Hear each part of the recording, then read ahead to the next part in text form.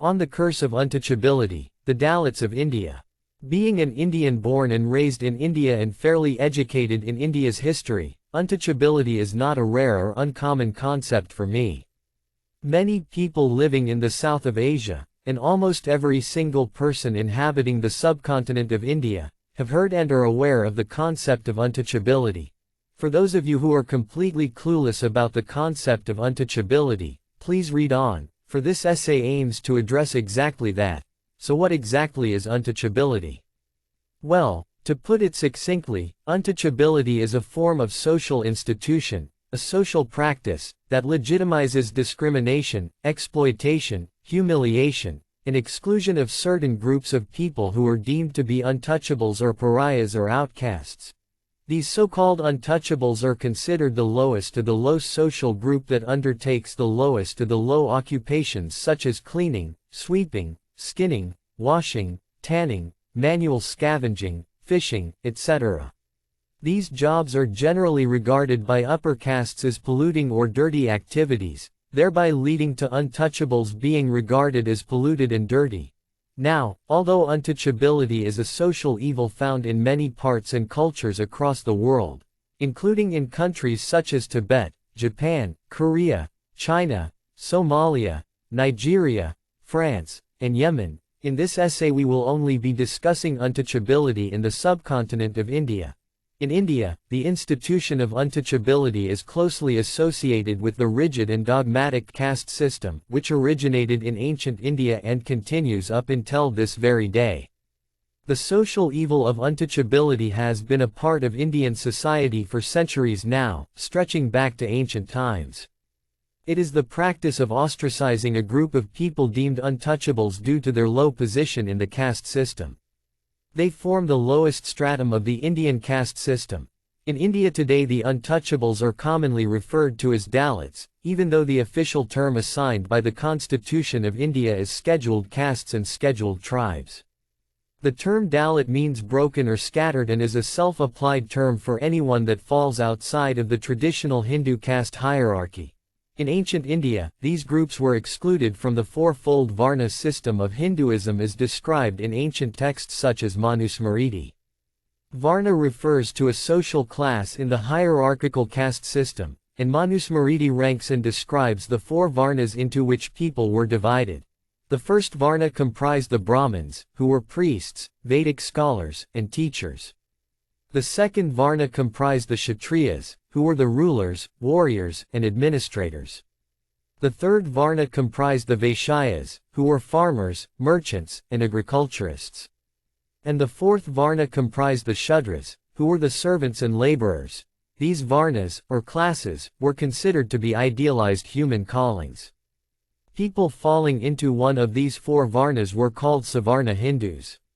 While, on the other hand, people who did not fall into any one of the four Varnas formed the fifth Varna. This fifth Varna, also known as the Panchama, included people whose jobs were considered polluting or dirty, such as manual scavengers, cleaners, sweepers, washers, fishermen, tanners, skinners, etc. This fifth Varna generally included the Dalits and the tribals, who formed the majority of the untouchable population.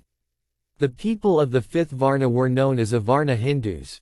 This rigid social stratification ensured that the members of each Varna and their descendants could only practice the occupations and perform the duties that fall into their Varna, thereby making progress in society impossible for the untouchables. The widespread practice of untouchability across the Indian subcontinent, especially in rural areas, enforced several restrictions on the untouchable community.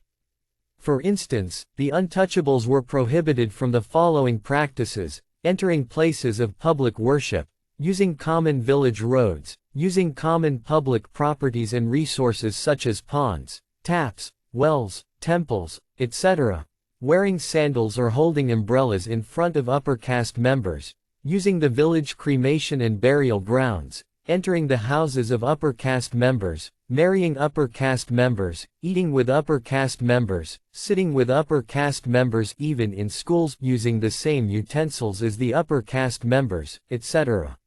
They were subjected to social boycotts if they refused to perform their assigned duties and were also subjected to bonded labor. Now, you might be wondering, how did such an evil institution come into existence in the first place, wherein not only is the discrimination, exclusion, exploitation, and humiliation of fellow human beings legitimized but also encouraged on religious and spiritual pretexts? How did such an evil practice start, and how and when did it obtain religious sanction? Well, in all honesty, the birth of untouchability and its development in Indian culture and society is still debated to this day. Scholars have tried to explain its origins and its development with the help of the caste system, but this has only led to too many different theories and speculations, many of which often contradict each other. Let us take a brief look at some of the theories put forward by scholars to explain the origin of untouchability. And what better person to start with than the great Indian social reformer and scholar B.R. Ambedkar, who is known as the father of the Indian Constitution. Ambedkar himself was born an untouchable and worked his way up with the help of education and hard work to become a great social reformer, economist, jurist, political leader, and scholar. His life would serve as an inspiration to millions of untouchables across the Indian subcontinent. According to Ambedkar, untouchability came into existence in Indian society sometime around 400 CE, mainly as a result of the struggle for supremacy between Brahmanism and Buddhism. He theorized that the practice of untouchability was a deliberate policy of the upper caste Brahmanas who despised the people who gave up and abandoned Brahmanism for Buddhism. However, Ambedkar's theory has been refuted by several scholars over the years on various grounds. Prominent Indian scholars such as Vivekananda Jha, Suvira Jaiswal, and R.S. Sharma proposed that untouchability was not an ancient practice but a later development in Indian society which came into existence after the solidification of the caste system sometime between 600 to 1200 AD. To support his argument, Jha points out that no mention of untouchability can be found in the Rigveda, which is the earliest Vedic text. Even later Vedic texts do not reveal the existence of untouchability in the society of the time. It was only sometime between 600 to 1200 AD that groups labeled as untouchables begin to be mentioned in texts. Scholars Jaiswal and Sharma suggest that untouchability as an institution came into existence when the aboriginal tribes came to be seen as impure by the privileged classes due to the nature of their means of livelihood, which usually included some form of manual labor, something that was looked down upon by the upper caste members of society. These aboriginal tribes were also looked down upon because of their low material culture. And once these tribes were assimilated into the existing Brahmanical society, the privileged classes, in order to protect and assert their superior or higher status, began to dissociate themselves from the people of these tribes whom they considered to be inferior or lower in status. Over the years, these tribals became untouchables as the caste system grew more rigid and inhumane. Another Indian scholar, Nripendra Kumar Dutt, proposed that the origins of the concept of untouchability lay in the pariah or outcast treatment of the indigenous people of India by the early Dravidians, who acquired the practice from Indo-Aryans. These are not the only theories put forward by scholars though. Several non-Indian scholars have also proposed theories to explain the origin of untouchability. For instance, British anthropologist John Henry Hutton suggested that untouchability began as a taboo on accepting food cooked by a person from a different caste, which may have been due to concerns regarding cleanliness. According to Hutton, this practice may have led to the taboo on inter-caste marriages as well. However, this theory does not explain how and why certain social groups were isolated and deemed untouchables. According to Austrian ethnologist Christoph von Führer-Heimendorf, untouchability came into existence as class stratification in the urban areas of the Indus Valley Civilization, where poorer workers involved in unclean occupations such as tanning or skinning or sweeping were segregated and banished outside the city limits. Gradually, over time, Personal cleanliness came to be identified with purity, and the concept of untouchability slowly spread to rural areas as well, where it was followed with more rigidity and seriousness. He further speculated that after the decline of the Indus Valley towns, these untouchables probably spread to other parts of India, thereby spreading the evil practice throughout the Indian subcontinent. However, scholars such as Suviraj Jaiswal have refuted this theory by stating that Christoph von Führer-Heimendorff's theory lacks evidence and fails to explain why the concept of untouchability is more pronounced in rural areas. Unfortunately, all these above-mentioned theories were pieced together with whatever evidence was at hand. These explanations theorize and suggest and postulate, but none can yet be declared to be correct or accurate. Not surprisingly, these theories are partly, and in some cases largely, based on speculation. However, no doubt some of the theories put forward are more likely to be true, or close to the truth, than others. It is difficult, and maybe even impossible, to pinpoint the exact period, reason, and manner in which the concept of untouchability came into existence. But until more concrete evidence has been discovered, we have no choice but to make do with the explanations we have managed to come up with. Today, there are over 200 million Dalits inhabiting India, comprising around 16.6% of India's population. Most of the Dalits live on the outskirts of villages. After the Constitution of India came into force in 1950, the practice of untouchability in any form whatsoever was officially and legally abolished and made illegal. The Constitution gave Dalits the official terms of scheduled castes and scheduled tribes. And the interests of such communities are advocated and looked after by several organizations and commissions, most notably the National Commission for Scheduled Castes and Scheduled Tribes.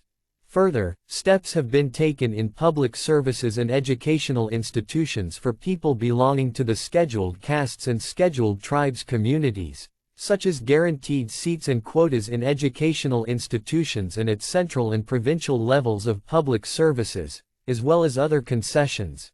Now, this begs the question, has the plight of the untouchables improved? Has the discrimination against them ended? Are they now treated respectfully and not exploited or humiliated? Do they have equal rights now? The answers to these questions are mixed, somewhere in between yes and no.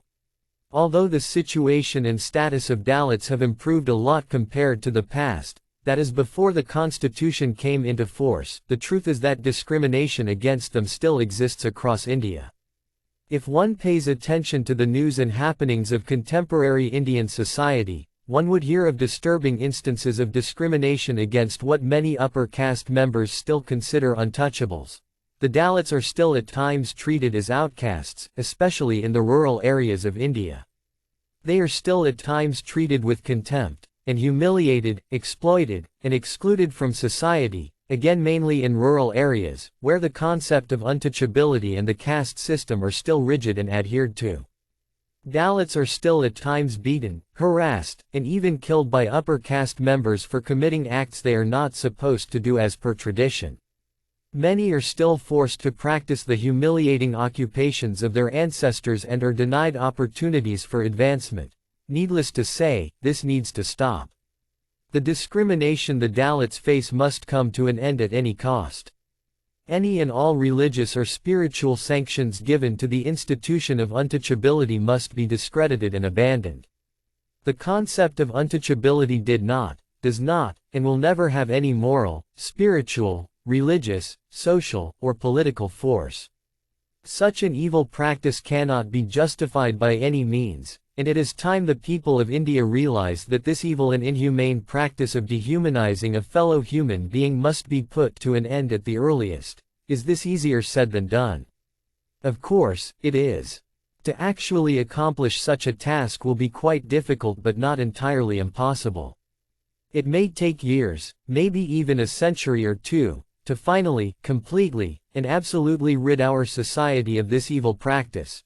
There are several important, significant, and indispensable activists and organizations dedicating and sacrificing their entire time and energy to the cause of eradicating untouchability from Indian society. But to arrive at that stage someday in the future, the government and the people need to work together.